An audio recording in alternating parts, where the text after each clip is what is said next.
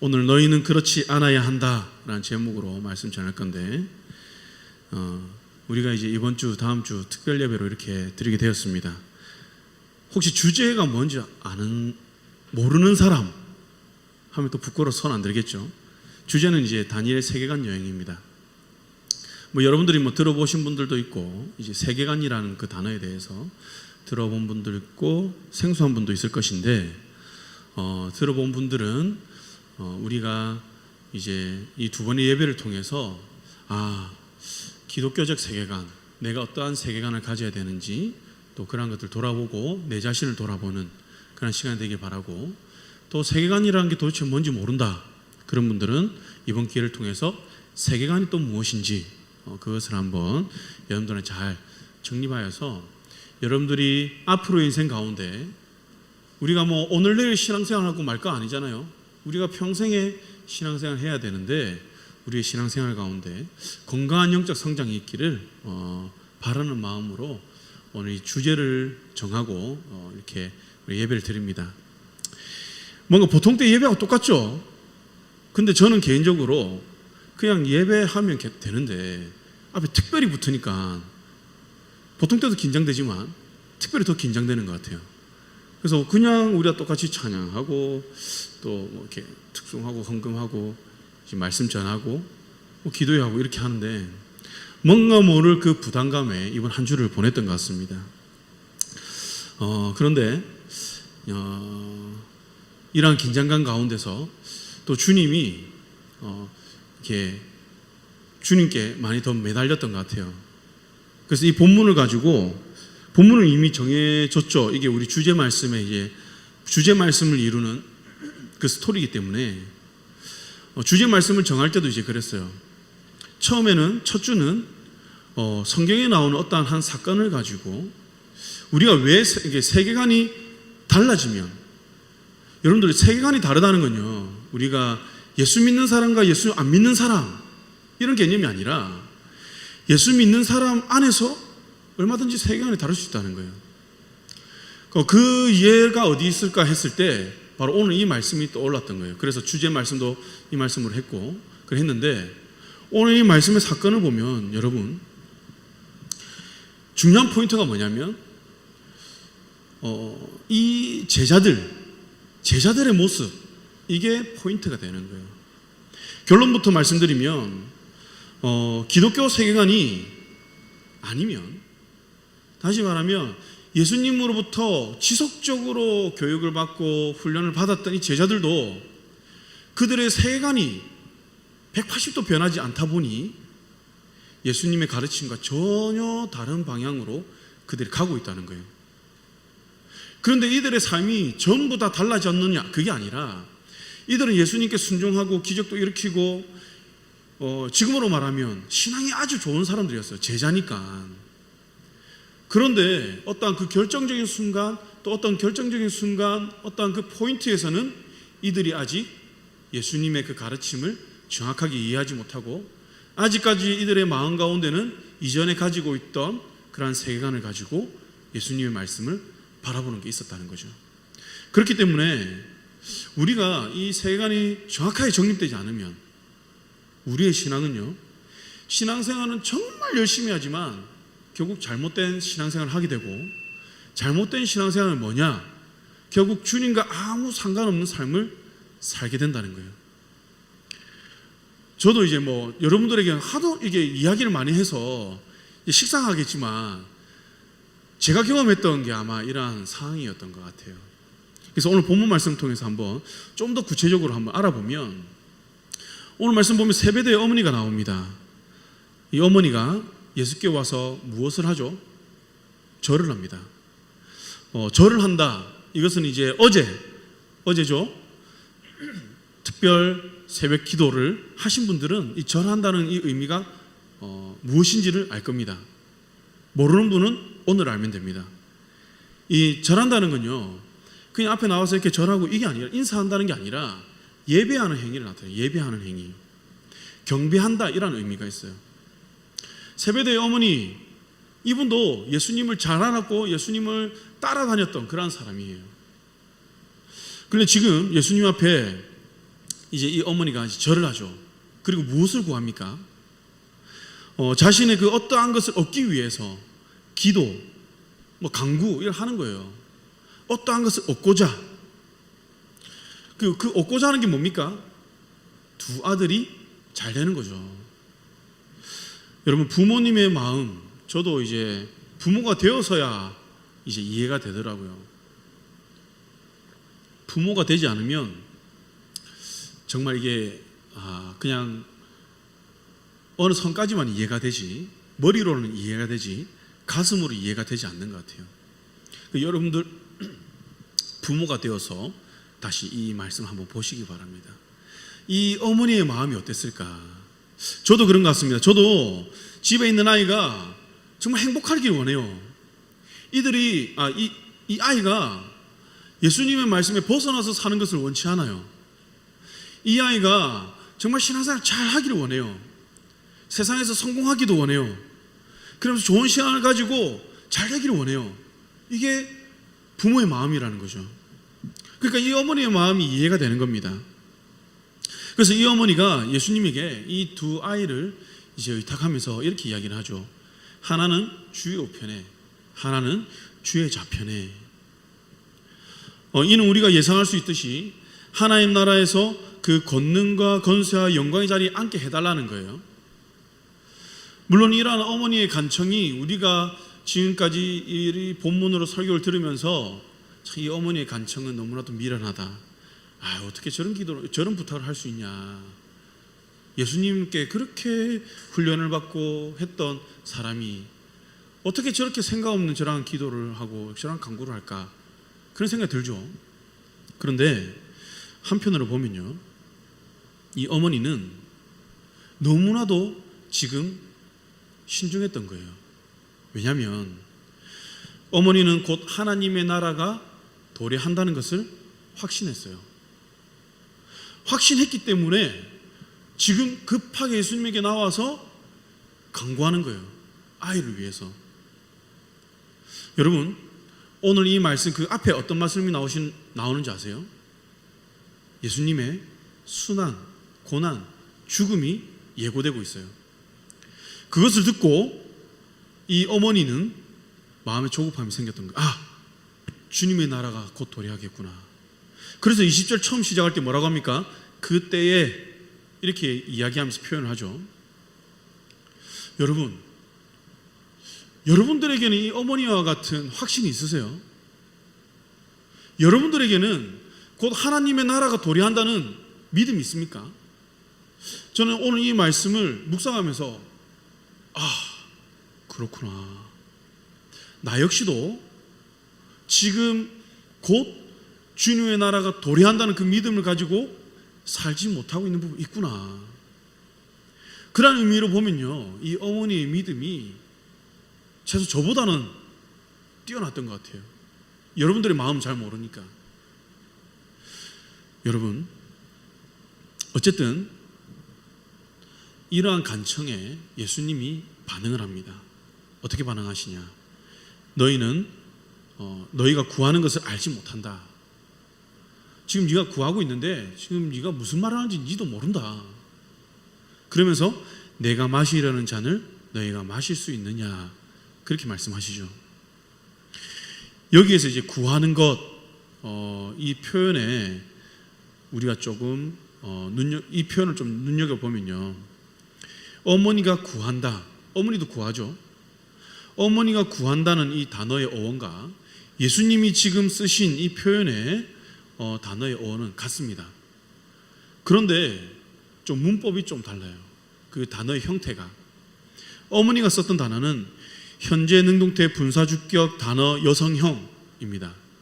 예수님이 쓰신 표현은 2인칭 복수 현재 중간태 직설법으로 쓰였습니다. 무슨 말인지 전혀 모르겠죠. 저도 모릅니다. 저도 신대원 때 이제 헬라어 공부하다가 단어 하나를 표현하는데 뭐가 여성형이 있고 남성형이 있고 너무 복잡한 거예요. 그래서 포기하진 않았는데 난 안 되는구나 라는 것을 깨닫고 이제 더 현명한 판단을 했죠, 저는. 그러니까 간단하게 설명하면 뭐냐면 어머니가 쓰신 표현은 간청하는 것, 하나님께 간청하는 것, 다시 말해 기도하는 그런 표현을 쓴 거예요. 근데 예수님이 쓰신 이 단어의 문법적 표현은 뭐냐면 일반적으로 장사나 거래할 때 쓰는 표현이라는 거예요. 어떤 차이가 있는 줄 알겠죠? 구한다, 똑같이 구하는데 어머니는 정말 마음을 다해서 하나님께 구하는 거예요. 예수님께 구하는 거예요. 우리가 기도하는 것처럼. 근데 예수님은 이 어머니의 구하는 것을 받아들일 때에 그 구하는 것을 어떻게 받아들이느냐? 장사하는, 또 그 거래하는 그러한 모습을 받아들였다는 거예요. 그런데 어머니는 그걸 몰랐던 거죠. 뭐 쉽게 이야기하면 이런 게 될 수 있을 것 같아요. 우리가 이제 흔히 뭐 기도하는 그 기도 가운데도 이런 게 있을 것 같아요. 뭐냐면 하나님 이것을 해주시면 내가 하나님께 온전히 드리겠습니다. 하나님 나에게 재물 주시면, 높은 자리를 주시면 내가 이를 통해서 하나님께 영광 올려드리겠습니다. 하나님 내가 좋은 대학에, 내가 원하는 대학에 여기 붙으면 하나님 이를 통해서 하나님께 영광 올려드리겠습니다. 뭐 이러한 기도. 여러분들은 이제 안 해보신 것 같은 눈빛을 보내고 있는데 저는 이러한 기도를 너무 많이 했어요. 그런데 중요한 것은 나는 내가 무엇을 구하는지 안다고 생각하면서 구했는데 스스로 무엇을 구하는지 몰랐던 거예요. 바로 이 어머니와 같이 착각하고 살아가는 거예요. 잘못된 것을 구하고 있고 기도가 아닌 것을 기도를 하고 있으면서도 이 기도라고 생각하는 거예요. 그렇기 때문에 우리는요, 진짜 계속 강조를 합니다. 특별 새벽 기도 때 강조하고 뭡니까? 내 자신의 신앙을 계속 쪼개어서 정말 면밀하게 살펴보아야 한다는 것이죠. 정말 이 여인은, 어머니는 하나님께 간청하면서 올바른 것을 구하고 있다 생각했지만 예수님은 그가 구하는 간청을 하나님 놓고 거래한다라고 여겼던 거예요. 그런데 예수님의 이와 같은 말씀에 뭐라고 대답을 합니까? 그들이 말하되 할 수 있나이다. 내 잔을 마실 수 있느냐? 할 수 있습니다. 당연히 마실 수 있습니다. 근데 여기에서 누가 대답했을 것 같아요? 어머니가 대답했을까요? 어머니가 대답했을 수도 있을 것 같아요. 그런데 오늘 이 말씀 보면 그들이 말하되, 어머니가 그렇게 얘기했다면 단수를 썼겠죠. 근데 그들이라는 단어는 어머니 외에 또 누군가가 있다는 거겠죠. 그런데 그 뒤에 나오는 그런 제자들의 반응을 보면 오늘 이 대답에 바로 야고보와 요한이 대답했다는 것을 알 수 있습니다. 왜냐, 뒤에 보면 10 제자들이 분노를 했거든요. 이 상황을 놓고. 그럼 12명의 제자 중에 10명이 분노했으면 2명은 누굴까요? 바로 그 아들 둘이겠죠. 그러니까 이 아들 둘이, 야고보와 요한이 할 수 있습니다 대답을 한 거예요. 여러분, 이를 이루어 볼 때 이 아들도 내심 그러한 마음을 가지고 있었던 것 같아요. 말은 못했지만 예수님의 그 죽음, 그 순환을 듣고는 주님의 때가, 주님이 돌아가시면, 주님이 죽으시면, 주님이 왕이시고 한데 메시아이신데 그럼 저 자리에 누가 오를 수 있을까? 지금 또는 하나님 나라에서 내가 우편에 좌편에 앉아야 그래 한 자리 차지할 수 있지 않을까? 그런 마음이 들지 않았을까요?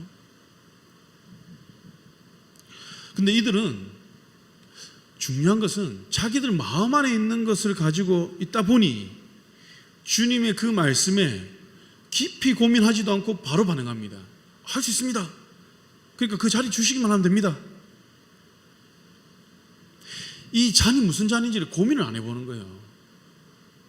예수님이 마시려는 그 잔이 무엇인지를 도통 이들은 잠깐 고민도 안 하는 거예요.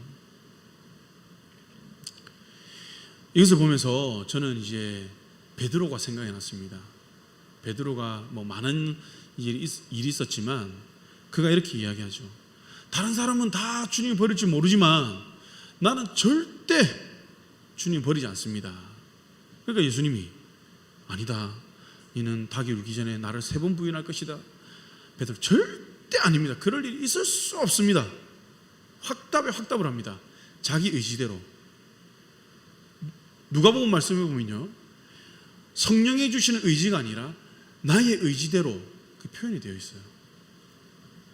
이들이 그렇다는 거죠. 성령이 주시는 감동, 또 주님의 그 가르침 안에서 내가 그 받은 그냥 깨달음, 이게 아니라 그냥 나의 의지, 나의 생각대로 반응하는 것이죠. 그럼 여기에서 예수님이 마시려는 잔이 뭘까요?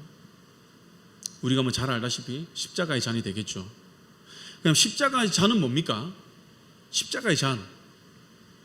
왜 예수님 십자가의 잔을 마셔야 됩니까? 하나님의 죄에 대한 심판은, 다시 말하면 이 십자가의 잔은요, 우리의 죄를 심판하신 거예요. 십자가에서. 근데 그 심판을 누가 받느냐? 흠 없으신 그 예수 그리스도가 대신 받는 거예요. 그 예수 그리스도를 통해서 우리는 구원을 얻는 거죠. 하나님께 나아갈 수 있는 담력을 얻는 것이고, 예수 그리스도 그 중보자를 통해서 우리가 하나님께 나아갈 수 있게 된 겁니다. 그런 의미에서 십자가의 잔은요, 진노의 잔이에요. 진노의 잔.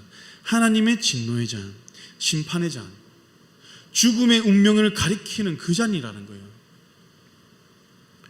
여러분, 이 잔이 얼마나 고통스러운 잔이었냐. 예수님이 겟세마네 동산에서 기도하죠. 그런데 그렇게 기도합니다. 주님, 하나님, 이 잔을 옮겨달라.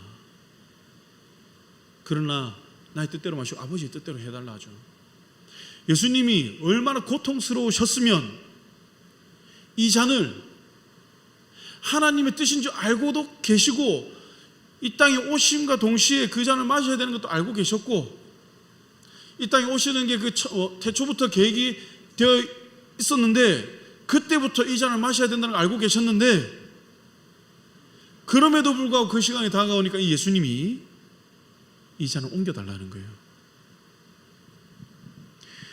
그렇기 때문에 예수님이 그렇게 기도를 하신 거예요. 그런데 이 제자들은 어떻게 합니까? 이 잔을 어떻게 받아들입니까? 이거 할 수 있습니다. 뭐 이거 그냥 마시면 되지. 나도 주님 가는 길 갈 수 있습니다. 당당하게 이야기를 하죠. 하나님 나라에서 나를 우편에, 나를 좌편에 앉게만 해주시면 마실 수 있습니다. 뭐 그 정도는 뭐 마시죠. 내가 우편에 잡혀놨는데 그게 무슨 뭐 큰 그게 있습니까? 얼마든지 감당할 수 있습니다. 여러분, 이들의 초점은요, 예수님의 가르침이 있지 않았습니다. 이들이 앉게 될 그 자리에 관심이 있었죠. 그 자리에만 관심을 두고 있으니까 예수님의 이 말씀이 들리지가 않는 거예요. 진지하게 묵상을 하지 않는 거예요. 이에 대해서 다른 제자들이 분이 여겼다고 이야기를 하죠. 이들의 마음 가운데 시기와 분노가 일어났다는 표현이에요. 여러분, 예수님 지금 제자들과 수년을 함께 다니면서 가르쳤죠. 예수님의 성품도 가르쳤을 것이고, 하나님 나라 그 복음이 무엇인지도 가르쳤고, 내가 어떤 길을 가야 하는지도 가르쳤고, 섬김에 대해서도 가르쳤고, 사랑에 대해서도 가르쳤습니다. 겸손에 대해서도 가르쳤겠죠. 그러니까 예수님이 있는 성품과 사역의 이 모든 것들을 제자들에게 가르치셨을 거예요. 훈련시켰습니다. 그런데 이 앞에 나오는 말씀, 십자가의 그 순환, 그 이야기를 하시면서 십자가에 달릴 날이 얼마 남지 않았는데, 지금 이 제자들의 반응을 보면 예수님의 마음이 어땠을까? 뭐 이렇게 생각할 수 있을 것 같아요.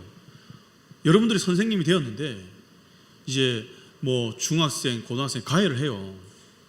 정말 내가 열정을 다해서 가르쳤고, 내 모든 에너지를 쏟아가면서 가르쳤고, 나의 모든 지혜를 짜내어 가르쳤고, 이 아이를 가르치기 위해서 내가 이 아이를 만나는 이 시간, 준비하는 모든 시간을 철저하게 준비해서 이 아이에게 쏟았는데, 이 아이는 다른 소리를 계속 하는 거예요.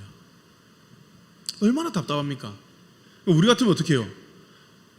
그냥 치워라, 뭐 하기 싫으면 하지 마라. 내가 답답하라. 네 알아서 살아라. 뭐 이렇게 이야기를 하겠죠. 그런데 예수님은 어떻게 합니까? 그렇게 하지 않습니다. 예수님은요, 25절에 보면요, 또 세상의 방법과 하나님 나라의 방법을 비교하면서 또 그들을 가르치십니다. 또 가르치시는 거예요. 지속적으로 가르치십니다. 왜요? 우리의 연약함도 아시고 우리의 미련함도 아시고 그러시기 때문에. 그러니까 이들 또 가르치는 거예요. 그게 아니다. 그게 아니다. 얼마나 감사합니까? 저는 이러한 예수님의 모습을 보면, 포기하지 않는 이 예수님의 모습을 보면 얼마나 감사한지 모릅니다. 예수님은요, 지금까지 제자들을 포기한 적이 없어요. 그런데 이게 지금 이 시대에도 동일하다는 거죠. 주님은 지속적으로 말씀하십니다. 하나님 나라에 대해서, 하나님 뜻과 그 계획에 대해서 지금도 계속 말씀하고 계세요. 그리스도인의 삶에 대해서, 우리의 비전에 대해서, 우리가 추구해야 되는 삶의 가치에 대해서 지금도 계속 말씀하고 계세요. 끊임없이 선포하고 계세요. 그러나 우리는 그 말씀을 듣고 계속해서 지금까지 익숙한 세상의 방법과 논리에 대주하면서 우리는 살아가고 있다는 거죠. 제자들도 아직까지 천국을 세상의 논리로 이해하고 있습니다. 천국의 그러한 이제 모습을 세상의 왕국과 같이 생각하고 있는 거예요. 여러분, 여기서 우리는 우리의 모습이 보이지 않습니까? 이처럼 예수님을 믿으면서도 오늘 말씀에는 예수님께 직접 훈련받은 이 제자들조차도 예수님의 가르침을 자신들의 그 기준에 해석해서 이제 반응을 하는 거예요. 예수님의 의도와는 전혀 다르게. 우리도 그렇죠. 우리가 여러분 설교 지금까지 살아오면서 몇 편 들었습니까? 안 세어봤죠? 엄청 많을 거예요. 일주일에 한 번씩만 설교 듣는 사람도 1년에 한 번도 안 빠지면 52번 듣죠. 52번에 10년만 들었다. 그럼 몇 번입니까? 520번이. 520번 정도 말씀 들으면 변화되어야 되는 게 정상 아니에요? 예? 이 냄새가 되게 심하죠. 지금 위에 공사해가지고 좀 심합니다. 520번 정도 들었으면 변화되어야 되는 거 아니에요? 근데 10년은 이렇게 모태신앙 10년 더 들었겠죠. 최소 지금 우리가 20살이니까. 그죠? 왜 안 변할까요? 왜? 그렇게 설교를 많이 듣는데 왜 안 변할까요? 말씀을 보면서 우리는 내 기준대로, 내가 보아왔던 대로, 내가 생각하는 대로 해석을 하는 게 많다는 거죠. 저도 그랬으니까요. 그러면요, 안 변하는 거예요. 하나님 오해하는 거예요. 예수님 오해하게 되는 거예요. 예수님의 가르침에 대해서 전혀 이해를 못하는 거예요. 그래서 예수님의 의도와 전혀 다른 방향으로 쭉 가는 거예요. 여러분, 나중에 우리가 이제 2부 순서로 다니엘 대나무 숲 해서 이제 사연을 이렇게 받고 고민을 이제 받아서 이제 거기에 대한 피드백을 하는 시간이 있는데요. 그때 또 이제 말을 하겠지만 우리가 내 기준에서 생각하고 말씀을 이해하는 그런 습관을 우리는 벗어버려야 되는 거예요. 이게 안 벗기면요, 10년, 신앙생활 50년, 60년, 70년 해도 안 바뀝니다. 우리는 절대 안 바뀌어요. Q&A 내용은 아닌데 여기에 대해서 한 예를 들면요, 이런 예를 들 수 있을 것 같아요. 우리 여기 42기 친구들 같은 경우는 이런 기도를 할 수도 있겠죠. 하나님, 대학 진학 잘 되게 해주세요. 그럼 대학생들은 이제 취업이 힘들잖아요. 취업 잘 되게 해주세요. 또 취업한 청년들은 어떻습니까? 이제 앞으로의 삶을 또 걱정해 나가겠죠. 내가 이제 결혼 어떻게 해야 될까? 가정 어떻게 꾸려야 될까? 그리고 이제 그 직장생활 길어지면서 승진, 세상의 성공, 누군가에게 인정받고 싶은 그러한 것들이 우리의 기도 제목이 되죠. 많은 사람들이 이걸 위해서 기도할 거예요. 그래서 이렇게 기도를 합니다. 주님, 좋은 대학 합격하게 해주세요. 그리하여서 주님께 영광이 되게 해주세요. 주님, 좋은 직장 취업하게 해주세요. 그리하여 주님께 영광이 되게 해주세요. 주님, 세상에 돈 많이 벌고 성공하게 해주세요. 이를 통해서 주님께 영광이 되게 해주세요. 영광 돌리게 해주세요. 앞에서 말씀드린 것과 비슷한 그거지만 저도 그런 기도를 많이 했죠. 사업에 성공해서 돈 많이 벌면 제가 교회도 짓고 제가 선교도 어떻게 하고 하겠습니다. 잘 섬기겠습니다. 돈 많이 벌게 해주세요. 주님, 내가 정말 좋은 장로가, 저 목회에 대한 비전이 없었거든요. 꿈도 없었고 한 번도 생각을 안 해봤는데 장로에 대한 그건 있었어요. 주님, 좋은 장로가 되어서 목사님을 잘 모시고 정말 교회를 건강히 잘 세우겠습니다. 그러니 내가 지금 계획하고 있는 이 사업이 잘 되게 해주세요. 이 아이템이 잘 되게 해주세요. 기도를 했었어요. 그런데 이런 기도가 바로 앞에 말씀드렸다시피 세베대의 그 어머니의 기도라는 거죠. 한 번쯤 어느 날 그런 생각이 듭니다. 내가 잘 되어야 하나님이 영광 받으시나? 내가 좋은 대학 가야 하나님이 영광 받으시는 분인가요? 내가 좋은 직장을 가야만 하나님이 영광 받으시는가요? 내가 세상에서 높은 자리에 오르고 돈이 많고 성공해야만 하나님은 그것을 영광으로 받으시나요? 그렇다면 성경에 나오는 예수님의 제자들은 전혀 하나님께 영광이 되지 않는 삶을 살고 다 죽은 거예요. 사도 바울은 인생을 허비하고 죽은 거예요. 좀 극단적이긴 하지만 여러분, 하나님께 영광은 나의 성공 여부와 전혀 상관이 없습니다. 내가 성공한다고 내가 실패한다고 하나님께 영광이 되고 안 되고 이런 개념이 아니라는 거예요. 내 삶이 하나님께 영광이 되는 것은 그 뜻에 따라 살아갈 때의 영광이 되는 거예요. 내가 직장이 없어요.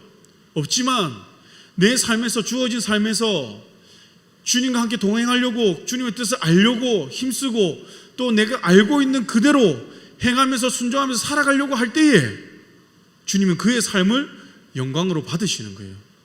다시 말하면 주님께서, 하나님께서 창조하신 그 목적에 따라 살아갈 때에 하나님은 그의 삶을 영광으로 받으시는 거예요. 그래서 꽃들도 돌들도 이 하늘의 그 어떠한 모든 것, 이 세상의 모든 것도 하나님께 영광이 될 수 있는 거예요. 왜? 하나님의 그 창조의 목적대로만 그들이 세워져 있고 그들이 행해 나간다면.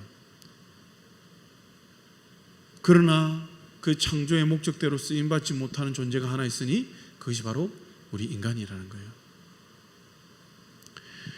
여러분, 예레미야 18장 말씀 보면요, 토기장이와 토기의 이야기가 나오죠. 토기가 여러분들 어떨 때 영광이 될까요? 토기장이가 이제 흙을 이렇게 가지고 톡을 만들죠. 토기를 만들죠. 토기장이가 이 흙을 보면서 이걸 가지고 무엇을 만들어야겠다 생각을 합니다. 그리고 그것을 그대로 빚습니다. 그리고 이 어떠한 모양이 나오겠죠. 이 토기는요, 그 나온 모양대로 쓰임 받기만 하면 토기장에게 영광이 되는 거예요. 토기장에는 그대로 쓰이는 것을 보면서 기쁘다는 거죠. 여러분들은 좀 이제 그러한 경험이 없습니까? 내가 어떠한 목적대로 내가 어떠한 만들어요.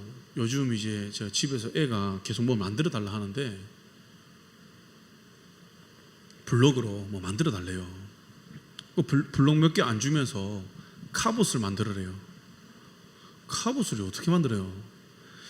그런데 만들어요. 맞는데 뭐 대충 비슷하게라도 만들려고 사람 모양으로 만들려고 하는데 도저히 이게 안 만들어진다. 그러면 그냥 또 부시는 거예요.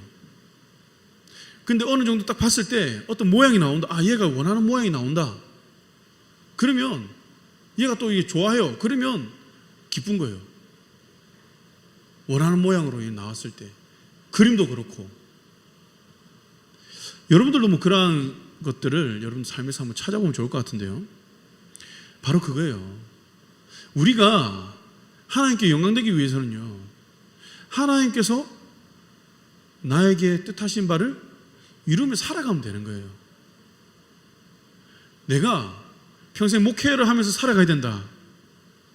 뭐 저에게 예를 들면요, 뭐 대형 교회가 아니라 시골에 가서 그냥 10명, 5명 있는 교회에서 복음을 전하면서 살아라. 그게 하나님께서 나를 향한 뜻이다. 그러면 내가 거기 가서 그냥 뭐 할머니들 또 성도님들 주는 고구마 먹고 그냥 그렇게 살더라도 그렇게 사는 게 하나님께 영광이 되는 거예요. 하나님 보실 때 기쁜 삶이 되는 거예요. 그런데 그것을 거부하고 하나님, 내가 그거 말고 내가 저기 뭐 좀 더 이게 성도가 많은 교회 또 저기에 가서 재정이 많은 교회 가서 내가 더 많이 섬기겠습니다. 그래서 그것과 전혀 상관없는 곳에 가서 열심히 섬겨하고 막 이렇게 하는 거예요. 하나님과 전혀 상관이 없다는 거예요. 여러분, 하나님께 영광은요, 하나님께서 빚으신 대로 쓰임 받을 때 영광이 된다는 것을 꼭 기억하시기 바랍니다.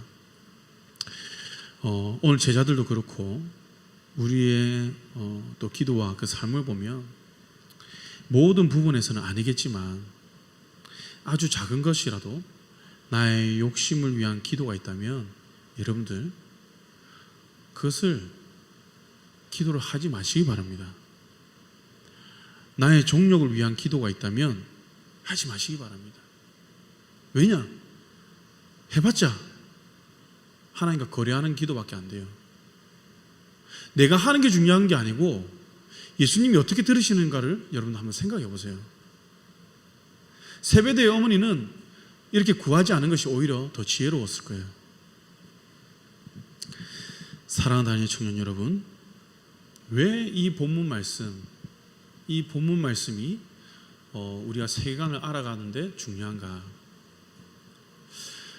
여러분, 예수님의 가르침대로 살아가는 것, 서두에 말씀드렸지만 예수님 가르침대로 살아가는 것, 다시 말하면 성경의 말씀대로 살아가는 것, 이 가르침에 따라 우리가 행하는 것, 이것이 기독교적 세계관이에요.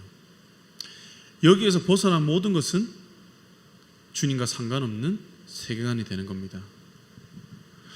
뭐 다음 주에 다룰 내용이지만 세계관은요, 기독교 세계관은 무엇이냐면 이 성경이라는 것을 통해서 세상을 바라보는 눈을 뜻하는 거예요. 그러니까 내가 세상을 바라보는데, 내가 내 모습을 바라보는데, 내 삶을 바라보는데 무엇을 통해서 바라보냐는 거죠. 우리는 어떠한 것을 거치지 않고 바라보지 못합니다. 우리 인간은 항상 우리는 하나를 거쳐서 뭐 만환경을 통해서 우리는 바라보게 되어 있어요. 그러면 여러분들은 어떠한 만환경을 통해서, 어떠한 안경을 통해서 바라보고 있느냐? 성경이라는 안경을 끼고 있다면 그것이 기독교적 세계관으로 우리가 바라보는 거예요. 그런데 만약에 성경의 안경을 끼고 있지 않다, 그러면요, 우리는 주님과 전혀 상관없는, 열심히 예배는 드리지만, 열심히 기도는 하지만, 열심히 찬양하지만, 눈물 뿌리며 우리가 회개를 하지만 우리의 삶은 주님과 상관없는 삶이 되는 거예요.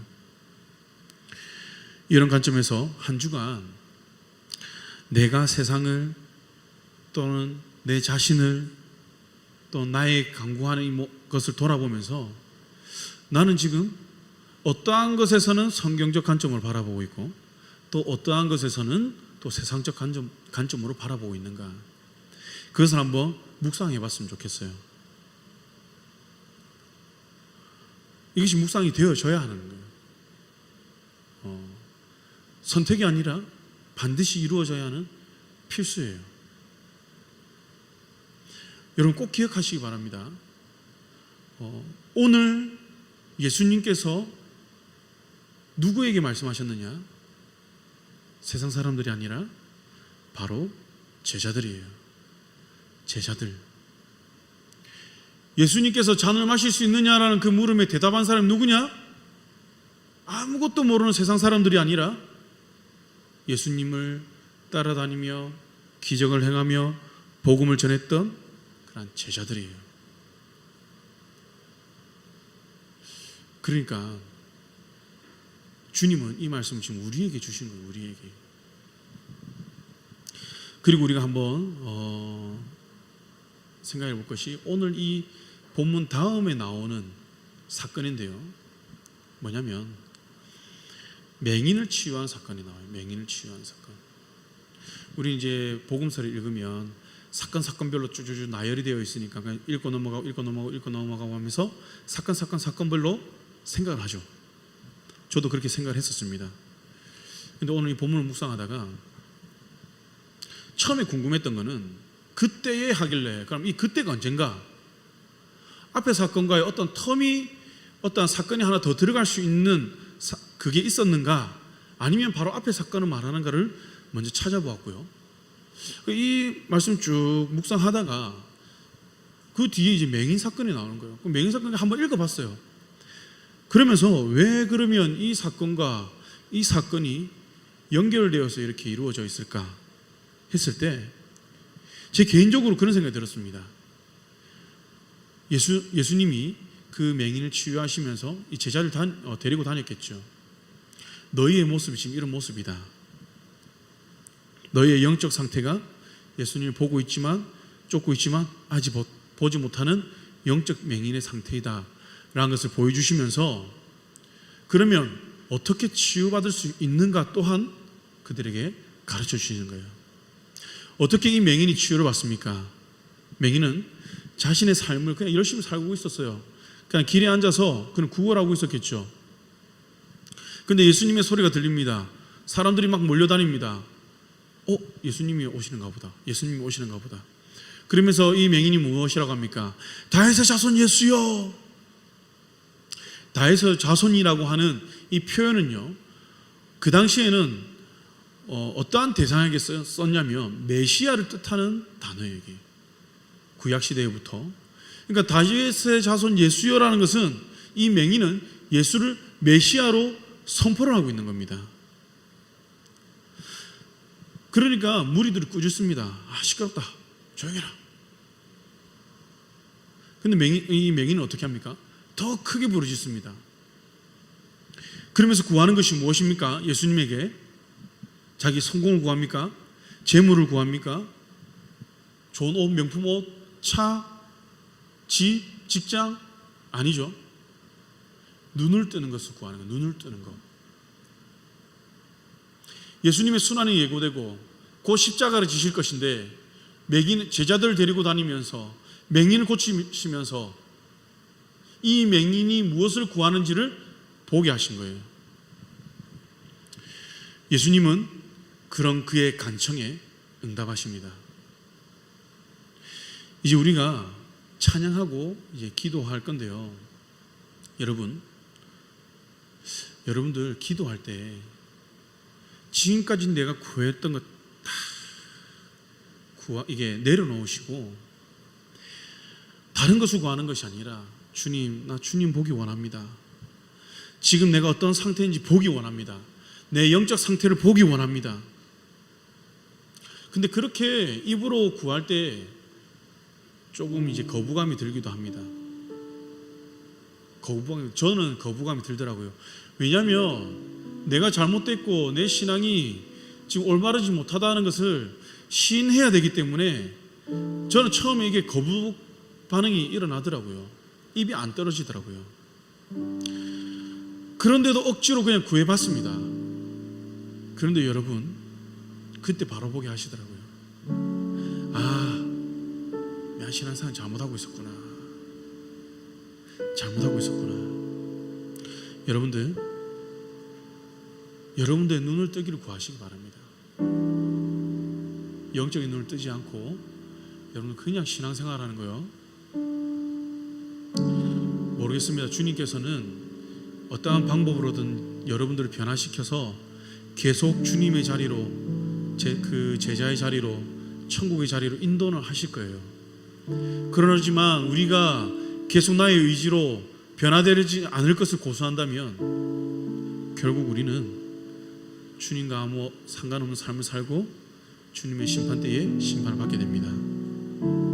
너무나도 무거운 말씀인 것 같지만 이게 성경에서 말하는 진리예요. 주님은 죄 있는 자를 죄 없다 하지 않았습니다. 여러분들 회개하는 것도 중요해요. 그런데 회개를 우리는 그냥 수박의 겉핥기식으로 회개하는 게 참 많아요. 무엇을 했으니 용서해 주세요. 내가 간음했습니다. 용서해 주세요. 내가 술 마셨습니다. 용서해 주세요. 내가 무엇을 했습니다. 용서해 주세요. 이것을 회개하면요, 내 가치관이 바뀌지 않고 이것만 회개하면요, 우리 안 바뀝니다. 저도 그랬어요. 특별 예배니까 뭐 그렇다고 여러분들이 모르는 얘기는 아닙니다. 저도 정말 술을 열심히 마셨어요. 그런데요, 주님 술 마셨습니다. 용서해 주세요. 다음날 가서 또 술 마셨어요.